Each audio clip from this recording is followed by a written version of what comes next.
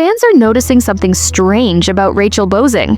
Her schedule changed. She vanished from the host page, and suddenly she's back, wearing a ring no one can stop talking about. What if I told you one of QVC's most trusted voices has lived a life most viewers couldn't begin to imagine? What if the host who seems calm, confident, and full of joy actually walked through fire to get there? Because behind that radiant smile, Rachel Boesing has secrets QVC never put on air. And today, we're pulling back the curtain. Rachel Boesing is the kind of QVC host who doesn't need to try hard to connect. She has that natural friend-in-the-room energy. Warm, smart, grounded. But before she ever held a QVC product card or greeted viewers with that signature glow, she was a baby girl born in Minneapolis and given up for adoption. That's right, Rachel's life began with a question mark. She was placed for adoption as an infant, 2 months old, and placed into the arms of a white family who would raise her in a multiracial household.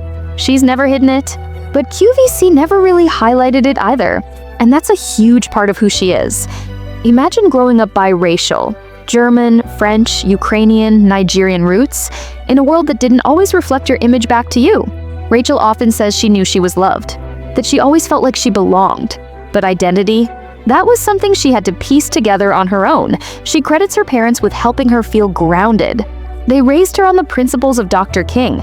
They made sure she had mirrors in her life, Black role models, books, culture. They didn't pretend race didn't exist. They celebrated it. Rachel's childhood shaped her confidence. It also shaped her compassion. And here's something else you didn't know. Rachel Boesing used to teach people how to roller skate. Yep, before she was gliding through QVC beauty demos, she was literally skating, teaching others tricks at the roller rink. That fun, active side, still in her. She skydived twice. Let's be clear, Rachel isn't just another talking head on TV. She's lived, she's leapt, she's learned. And when it came time for college, she went big. Rachel got into Brown University, an Ivy League school, where she studied psychology. She followed that up with an MBA in marketing from the University of Michigan. That's a serious resume. But instead of climbing the corporate ladder, she made her first major pivot. She landed a job in advertising and hated it. She said it didn't feed her soul. She wasn't passionate.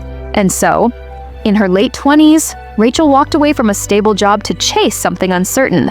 Broadcast journalism, no safety net, no guarantees, just a gut feeling that there was more out there. And this wasn't a shortcut to fame. She started small, local markets, weather reports. She worked in Elkhart, Indiana, then Las Vegas, and finally Los Angeles. In LA, she anchored weather and covered entertainment for NBC. She walked red carpets at the Grammys, interviewed celebrities, covered movie premieres. This wasn't fluff. This was a reinvention. Rachel built a second career from scratch, and in 2011, her next transformation began. She auditioned for QVC. She walked into the studio and saw hosts of every color, every shape, every size. She said, "I felt like I belonged." And just like that, QVC gained one of its most quietly powerful hosts. Her first product? A video recorder, but what stood out wasn't what she sold, it was how she sold it. Rachel brought something different. She didn't oversell, she didn't shout, she shared. She brought that journalist's touch, informed, measured, real. And viewers noticed. But while Rachel was rising through the QVC ranks, there were stories brewing off air that fans only started noticing years later.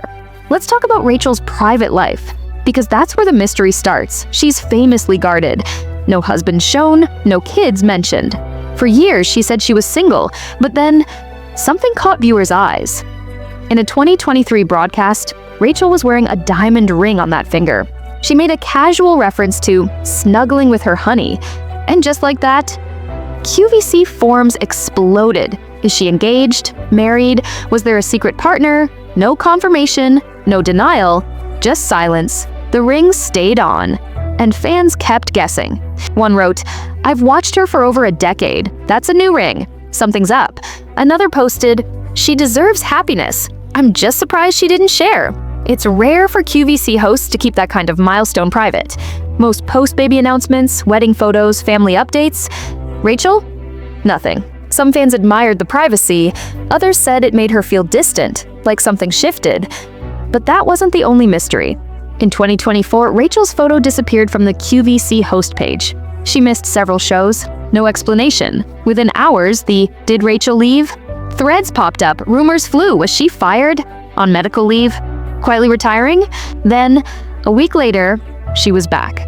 No mention of the absence. No address of the missing profile. Fans were relieved, but confused. And it wasn't the first time QVC played it coy. Remember the massive 2023 host layoffs? Carolyn Gracie. Dan Hughes, gone. Longtime favorites, let go with no warning. Corporate restructuring. Hundreds of jobs cut. Fans were furious. And in that chaos, Rachel's presence felt tentative. She stayed. But schedules shifted. Primetime slots rotated. Rumors of a host reshuffle simmered just below the surface. One forum user put it bluntly, "I think Rachel's on thin ice." Or they're grooming her for something bigger. And guess what? Later that year, Rachel started showing up in prime evening fashion shows. Big TSVs, high-profile hours. Another fan commented, "This feels like a promotion. Quiet but real, but QVC never said a word." Here's the thing about Rachel. Her power isn't loud. It's in the way she holds space. She doesn't sell, she relates.